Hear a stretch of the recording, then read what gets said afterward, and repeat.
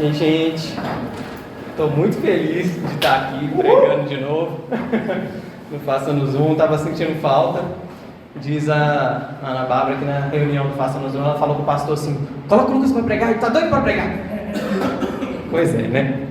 Já me jogou no buraco aí. Falou mesmo.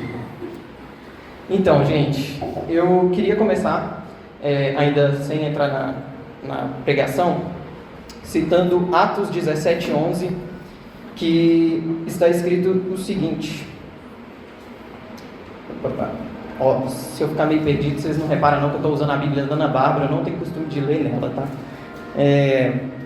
Ora, estes de Bereia eram mais nobres do que os de Tessalônica, porque receberam a palavra com toda avidez, examinando as Escrituras todos os dias para ver se as coisas eram de fato assim. Paulo aqui está elogiando os crentes bereianos, porque eles conferiam se aquilo que Paulo pregava estava de acordo com as Escrituras. Então, uma sugestão que eu faço é confira nas Escrituras se o que eu estou pregando está de acordo com as Escrituras. Chama o Espírito Santo para ler a Bíblia com você, para você poder entender, e entenda que você tem capacidade para isso, e aquilo que não vem de você, vem de Deus, vem do Espírito Santo quando você está lendo a Bíblia. Então você pode entender o que está escrito ali. Não tem nenhum grande mistério mirabolante que só uma cúpula vai conseguir entender, tá? O Espírito Santo está ali para te explicar. Bom, eu vou agora fazer mais uma oração breve. E se vocês já quiserem ir abrindo, nós vamos ler em Hebreus 11. Espírito Santo, eu me coloco diante de Ti, ó Deus, para trazer essa palavra, Pai, com muito temor e tremor, ó Pai, diante do Senhor, diante da Tua santa igreja, da Tua noiva, ó Deus.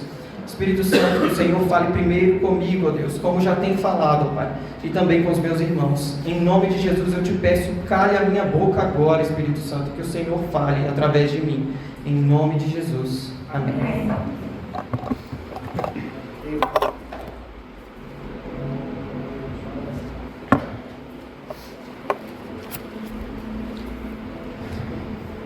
Então, gente, a carta aos Hebreus, a gente não sabe exatamente quem foi o autor dessa carta.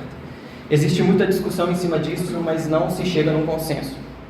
Fato é de que o autor dos Hebreus conhecia bastante aquele povo para quem ele dedicou a carta, e também sabia que aquele povo entendia muito bem das histórias da nação de Israel.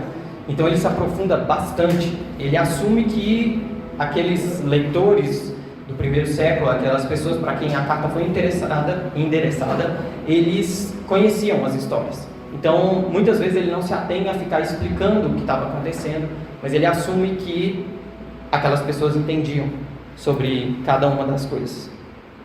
E o objetivo da carta aos Hebreus é levantar, é dizer que Jesus é superior.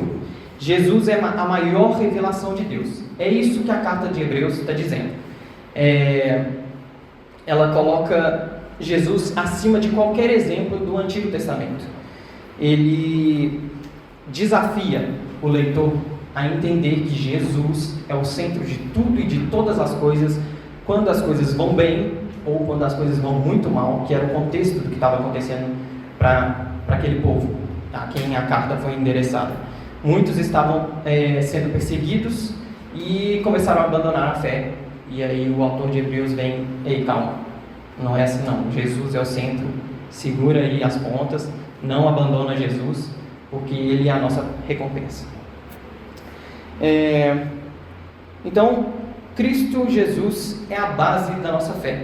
Vamos ler Hebreus 11, 1-3. E o título dessa mensagem é A Fé dos Heróis. Hebreus 11, 1. Ora, a fé é a certeza das coisas que se esperam, a convicção de fatos que não se veem, pois pela fé os antigos obtiveram bom testemunho. Pela fé entendemos que o universo foi formado pela palavra de Deus, de maneira que o visível veio a existir das coisas não visíveis. Bom, então a gente já começa a pergunta clássica: o que é a fé? A fé, na prática, é aquilo que o pastor Maurício pregou no domingo, de você confiar e você ir quando não tem chão e de exercer, sabe? Andar com confiança, tendo uma certeza em alguma coisa que você não vê. Porque você não precisa ter certeza que eu estou usando uma blusa preta, porque você está vendo que eu estou usando uma blusa preta. Entendeu? O Pedro está sempre usando uma blusa preta. Mas enfim, você não precisa ter fé que ele vai estar usando uma blusa preta. Eu estava sentindo falta disso, de falar que o cabelo da Stephanie está parecendo com o meu agora.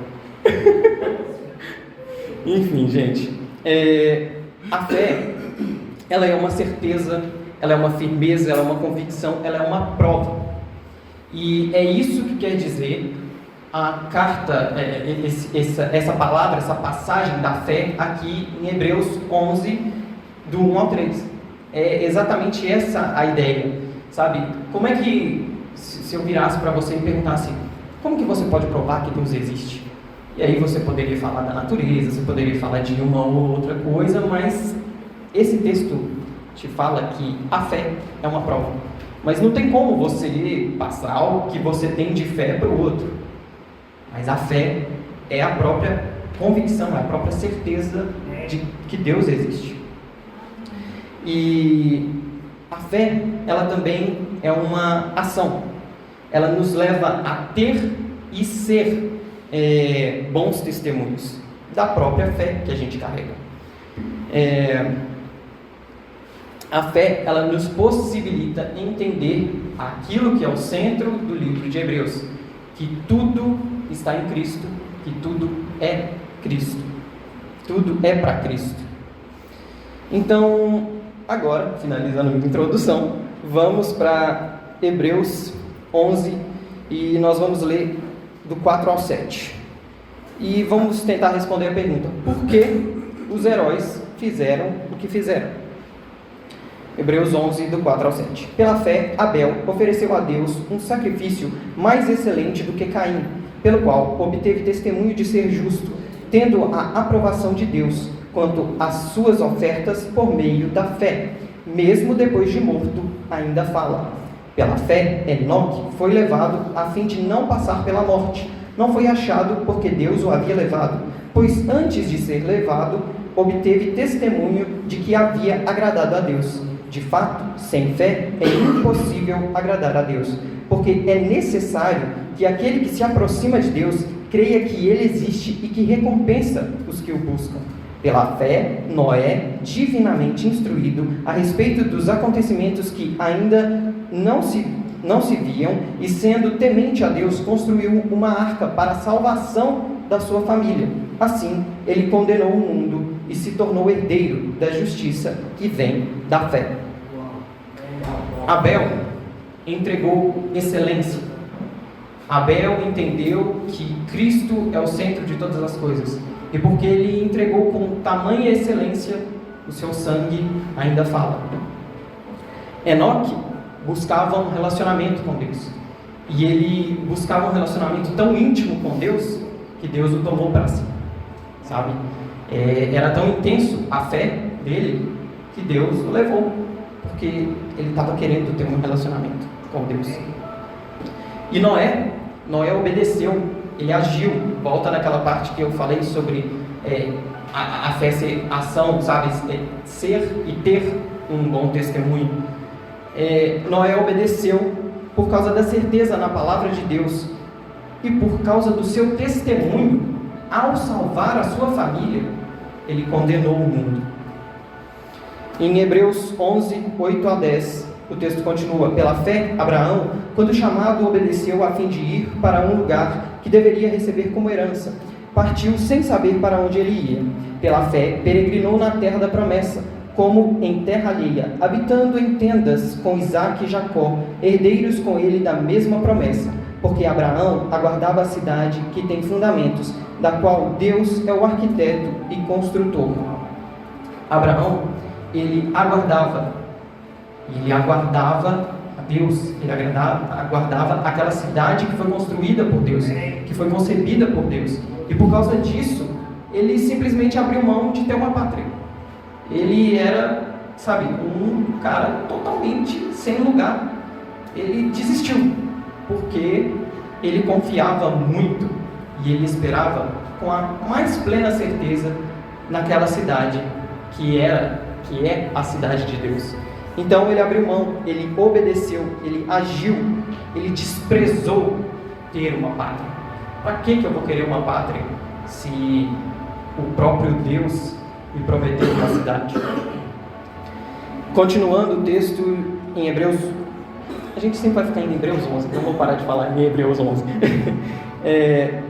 11 e 12 diz o seguinte: pela fé também, a própria Sara, apesar de não poder ter filhos e já ser idosa, recebeu poder para ser mãe, pois considerou fiel aquele que havia feito a promessa.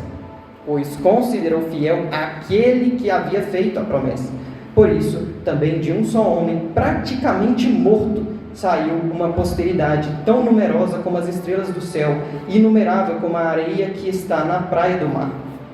Sara, ela confiou não em qualquer palavra, ela não confiou na possibilidade dela gerar um filho, ela confiou no Deus que fez a promessa. Nem necessariamente na promessa ela acreditou, ela confiou, ela se agarrou, mas no Deus da promessa.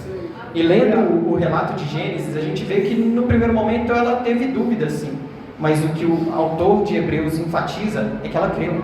Ela creu o suficiente para que de um homem praticamente morto surgisse uma nação. E hoje, a gente não para pensar nisso, mas a nação de Israel só existe porque desses dois velhos que eram incapazes de gerar filhos, eles confiaram. E hoje tem uma nação. Entendeu? A gente não para pensar nessas coisas. E o texto continua, agora do 13 ao 16. Todos estes morreram na fé. Não obtiveram as promessas, mas viram-nas de longe e se alegraram com elas, confessando que eram estrangeiros e peregrinos na terra. Porque os que falam desse modo manifestam estar procurando uma pátria. E se na verdade se lembrassem daquela de onde saíram, teriam a oportunidade de voltar. Mas agora desejam uma pátria superior, isto é, celestial. Por isso, Deus não se envergonha deles, de ser chamado seu Deus, porque lhes preparou uma cidade. Então, por que Deus não se envergonha deles? Porque eles confiam que Deus é o centro, Deus é o primeiro, sabe? Deus e a sua promessa da cidade celestial é o centro. E é por isso que Deus não se envergonha deles, sabe? Será que Deus se envergonha da gente quando a gente coloca a nossa confiança em qualquer outra coisa que não seja o próprio Deus? Porque Ele não se envergonhou deles, porque eles confiaram plenamente no Deus da promessa.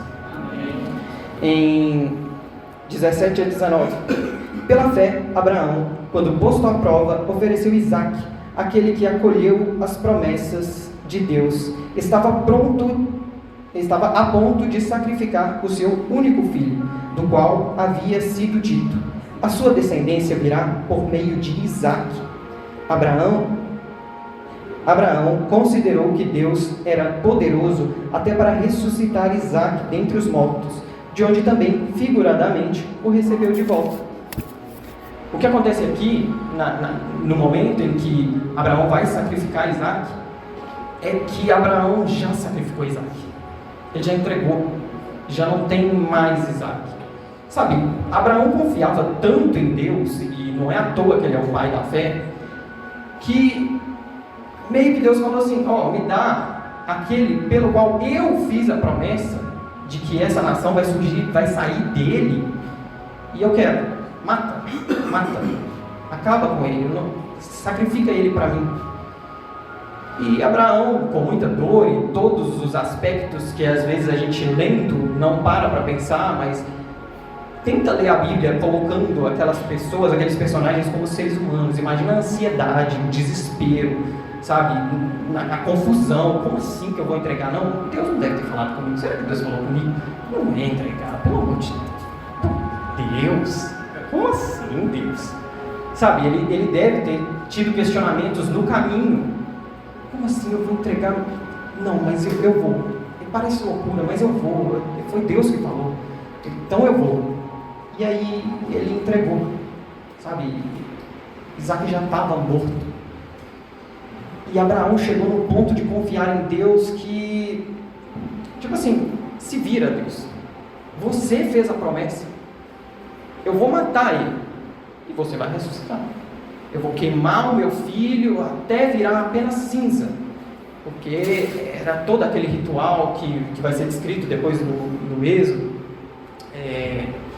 nas leis, né, de Moisés, não só no Êxodo, mas em toda a lei, aquele momento de sacrificar, era isso, sabe? Abraão estava pronto com o cutelo para descer em Isaac, quando Deus envia o cordeiro. E beleza, mas ele já tinha entregado, e foi por isso que ele recebeu Isaac dos mortos. É por isso que Isaac ressuscitou para Abraão, porque ele tinha essa certeza, ele já tinha entregado. E agora 20 ao 22. Pela fé, igualmente, Isaac abençoou Jacó e Esaú a respeito de coisas que ainda estavam para vir.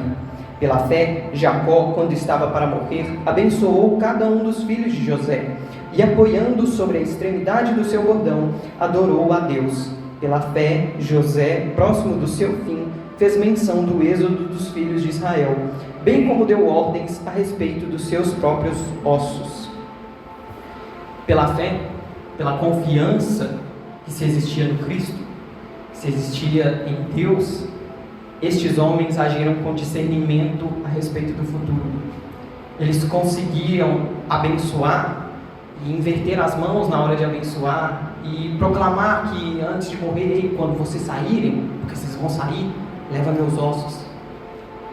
E eles tiveram entendimento acerca do futuro por causa do relacionamento que eles tinham com Deus, por causa da fé e da certeza em Deus. E então o texto vai continuar, 23 ao 27. Pela fé, Moisés, depois de nascer, foi escondido por seus pais durante 3 meses, porque viam que era um menino bonito e não temeram o decreto do rei. Pela fé, Moisés, sendo homem feito, recusou ser chamado de filho da filha de Faraó, preferindo ser maltratado junto com o povo de Deus a usufruir dos prazeres transitórios do pecado. Ele entendeu que ser desprezado por causa de Cristo era uma riqueza maior do que os tesouros do Egito, porque contemplava a recompensa. Pela fé, Moisés abandonou o Egito, não ficando amedrontado com a ira do rei, pois permaneceu firme, como quem vê aquele que é invisível. Moisés, ele abriu mão de tudo aquilo que ele poderia ter, afinal ele era considerado o príncipe da maior nação daqueles dias, e ele simplesmente abriu mão.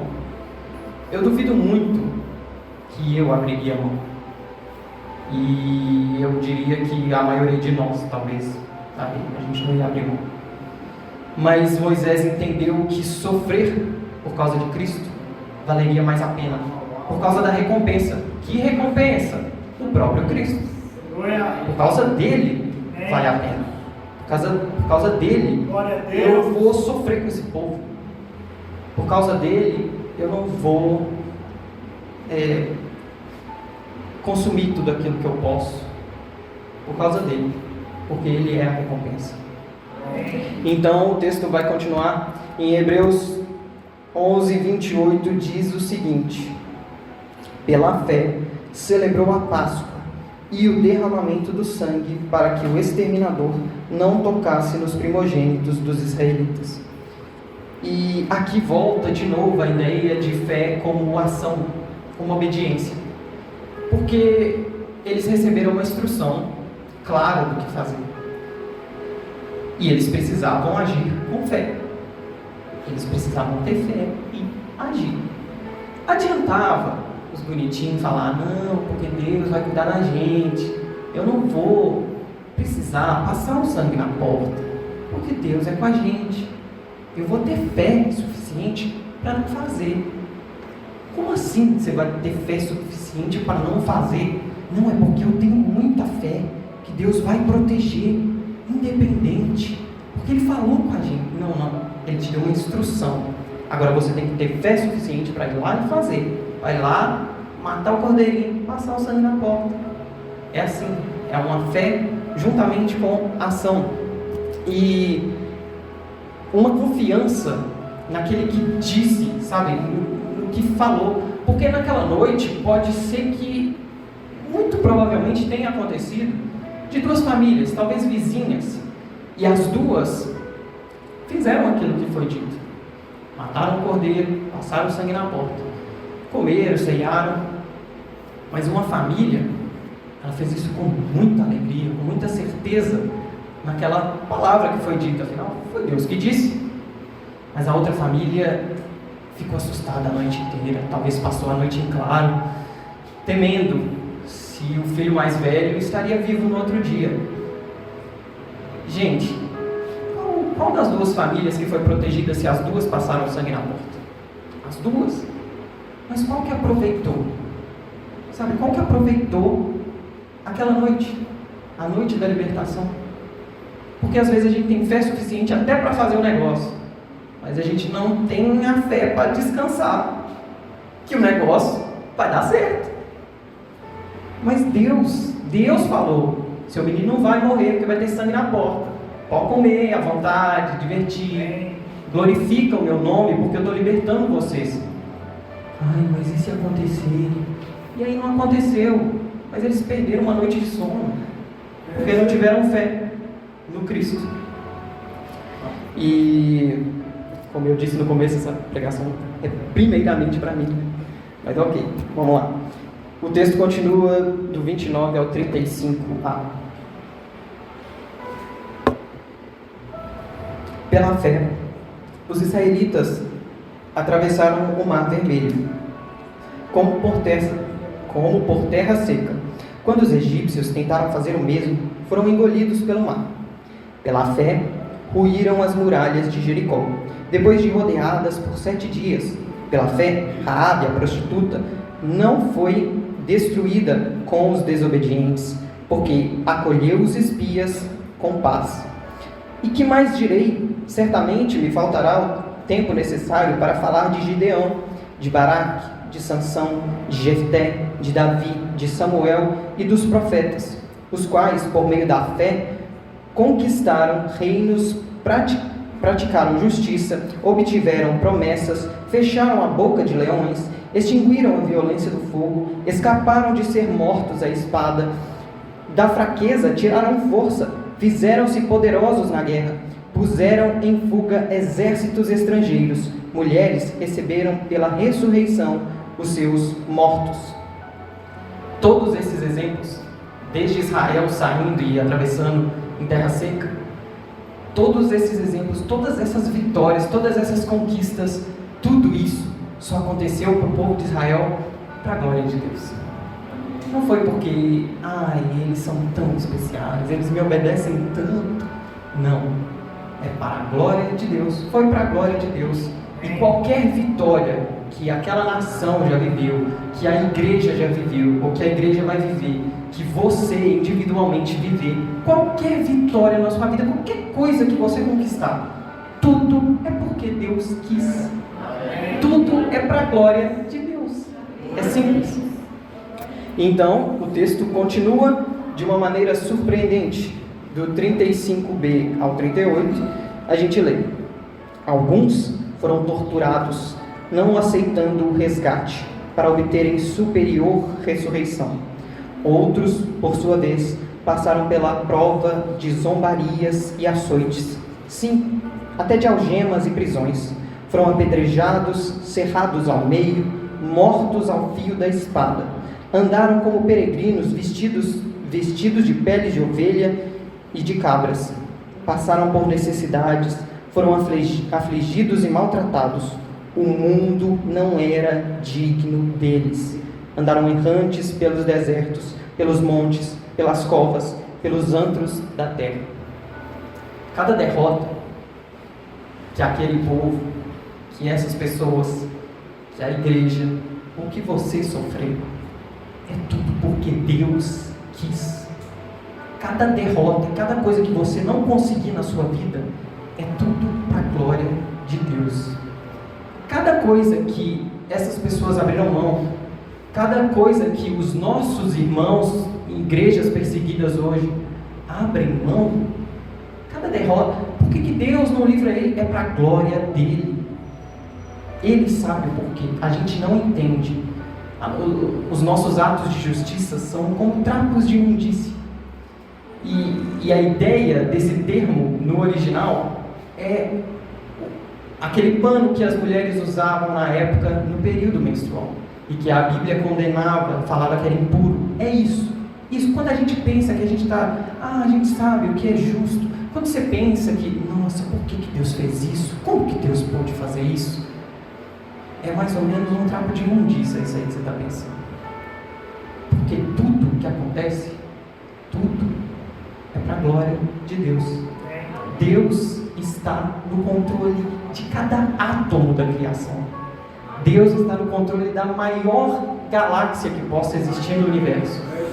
Deus está no controle. E aí, quando vem uma pandemia, Deus está no controle. E aí, quando vier perseguição, Deus está no controle. E aí, quando a coisa ficar feia, Deus está no controle. E daí, se um dia você fosse xingado simplesmente por ser cristão, cara, Deus está no controle. E aí, um dia, se por acaso acontecer de você ser morto, ou dos nossos irmãos que são mortos hoje em dia, é porque Deus está no controle. E isso tudo acontece para a glória de Deus. É para a glória de Deus. E então o texto vai finalizar. Todos estes, mesmo tendo obtido bom testemunho por meio da fé, não obtiveram a concretização da promessa, porque Deus tinha previsto algo melhor para nós, para que eles, sem nós, não fossem aperfeiçoados. Que tristeza. O que acontece é que tudo que eles passaram, todas as vitórias e derrotas, tudo aquilo que eles alcançaram e aquilo que eles não alcançaram, não foi a recompensa. Porque a recompensa eles ainda não receberam.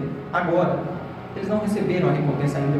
Porque essa recompensa eles só vão conseguir junto com a gente. Por quê? Porque Deus quis. Porque é para a glória de Deus. E porque não cabe a nós. É Deus. É Deus quem sabe. É Deus que vai recompensar.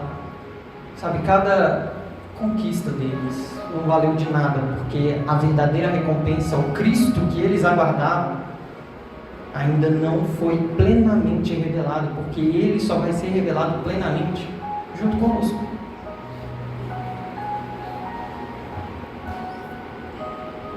Eles só receberão a recompensa nele, apenas conosco, porque Deus quis. E agora, já caminhando para a conclusão, Ana Bárbara, eu peço perdão porque eu molhei sua Bíblia. Eu estou desesperado com isso, eu até me perdi aqui. Enfim. O que foi prometido para você? Sabe? O que disseram para você a respeito do Evangelho? Disseram que ia ser de glória em glória, de vitória em vitória. Sinto muito. Não é isso. Não é só isso. Pode ter isso também. Não está errado. Mas não é aí que está o centro do negócio. Porque o centro do negócio todo, e de qualquer negócio, é Cristo. Cristo é o centro. Sabe? Se você pensa, se você espera uma vida cristã sem luta, meu amigo, o que você está fazendo aqui? C.S. Lewis disse, eu não anotei essa frase, então provavelmente eu vou falar ela errado, mas que, enfim, resumindo, a ideia dele é que o cristianismo é a religião mais desconfortável que se existe. Porque Cristo te faz mudar. E se você quiser viver para Cristo, você vai ser meio que destroçado no caminho, porque você perde a sua vontade, só fica Cristo. É meio complicado, porque a gente não quer isso. A gente não quer isso desde o jardim. A gente quer muito a nossa vontade, porque a gente é muito gostoso, delicioso. Mas não, porque Cristo é. E a gente pensa, quem Deus pensa que é, para Ele não me dar tal coisa? se eu sempre fiz tudo para Deus, se eu sempre estive na igreja, como assim que Deus não vai me dar aquele emprego? Eu estudei a vida inteira para ter esse emprego. Como assim que Deus não tem um casamento para mim? Isso é um absurdo. Então, talvez Deus não tenha. Talvez Deus não tenha aquele emprego que você sempre quis. Talvez Deus não tenha um casamento para você. E talvez isso soe um absurdo. Mas é o seguinte: Cristo, e é para a glória dele. Se não for para ter um casamento, se não for para ter um emprego, é por causa de Deus, é porque Deus quis e é para a glória dele. A verdade é que Cristo é o centro. A verdade é que Jesus é a recompensa. E a gente só vai conseguir caminhar no Evangelho quando entender que Cristo é o centro, que Jesus é a própria recompensa. É Cristo que você quer? Porque em 2 Timóteo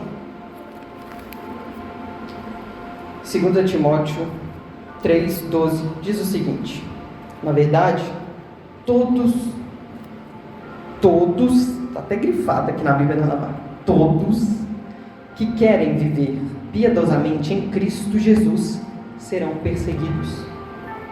Você quer Cristo, você quer viver piedosamente, você quer viver aquilo que Jesus tem para você? Meu amigo, nós padeceremos perseguições, seja de qual nível for. Você quer viver para Jesus? Vai rolar. E em Hebreus 12:4 diz o seguinte: na luta contra o pecado, vocês ainda não resistiram até o sangue. Nós resistiremos. Se a gente quer viver por Cristo, a gente tem que resistir. Tem que resistir o pecado até o sangue, se for necessário. E como que você consegue isso? Cristo. Não é na sua força. Pelo amor de Deus, não tenta fazer na sua força, mas se desespere diante dele para falar: Jesus, pelo amor de Deus, me ajuda, pelo amor de ti mesmo. Eu não consigo, eu não sei fazer, mas eu quero fazer. É para o Senhor, é em gratidão àquilo que o Senhor fez. Se você quer Cristo, se você quer viver o Evangelho, toma cuidado, muito cuidado, porque as ideias do Evangelho vão começar a bagunçar a sua cabeça. Você vai ter um sério problema para conviver e para ter uma imagem muito legal na sociedade. Se você se importa com isso, cai fora. Porque se você quer viver o Evangelho, se você quer viver, entregar sua vida para Cristo, para a glória de Deus, você vai ficar meio doido, porque as ideias do Evangelho são muito esquisitas para a nossa natureza. Muito esquisitas. Você pode acabar como Paulo, no final da sua vida, assim, sozinho, demais da conta, sofrido, pedindo para Timóteo trazer uns livros, uma coberta, trazer Marcos, sabe? Você pode acabar como Paulo, totalmente sozinho. É Cristo que você quer? Você pode acabar como Jesus, na cruz, sentindo falta de Deus Pai. É o Evangelho que você quer? Você está disposto a isso? Jesus sentiu falta do Pai, porque ele estava cumprindo aquilo que ele veio fazer, porque ele estava vivendo e morrendo para a glória de Deus, e ele sentiu falta. É isso que você quer? É Cristo que você quer? Você quer a fé desses heróis aqui? Porque eles não são eles o centro dessa história, de cada exemplo. É a fé que está firmada em Cristo.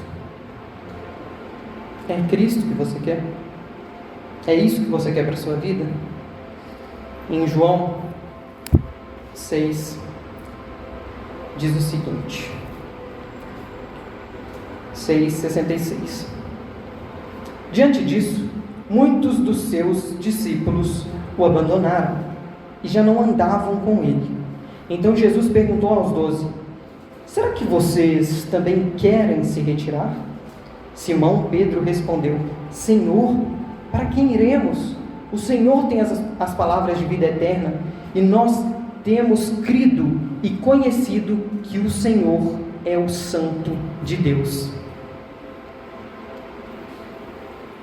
Não é Cristo que você quer, não? Então beleza, então você pode ir embora, mas aqui, só Cristo tem palavras de vida eterna. Tá? É só Cristo, somente Jesus tem palavras de vida eterna. Então deposite a sua fé, a sua certeza no Cristo. E a sensação que o livro de Hebreus passa é essa, é uma mensagem muito desconfortável, porque ela quer te fazer sair do lugar. Ela quer falar para você que você tem que resistir quando você não quiser resistir. Dá uma lida na carta aos Hebreus. Você vai ver que todo exemplo que é citado te faz ficar desconfortável. É muito estranho. É muito esquisito. Porque Jesus é o centro. E as ideias do Evangelho bagunçam a nossa cabeça.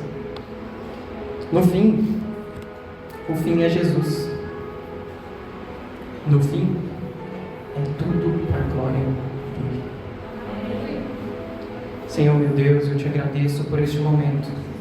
Eu te agradeço por entendermos, ó Pai, por sabermos, por termos fé que o Senhor é o centro, que o Senhor é o primeiro, que o Senhor é o mais importante, e que os nossos irmãos, chamados de heróis da fé, e os nossos irmãos que resistem hoje, os nossos irmãos que já resistiram, aqueles que ainda vão resistir, todos eles só fizeram isso por causa do Senhor.